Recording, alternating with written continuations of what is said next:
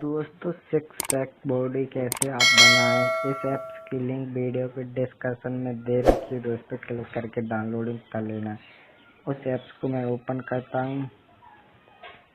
Open करने के बाद देखिए दोस्तों, यहाँ आपके सामने इस तरह का इंटरफेस दिखाई देगा। तो यहाँ से आपको सिक्स पैक एडिटर पे क्लिक करना है दोस्तों, बॉडी बिल्डर पे क्लिक कर देना है।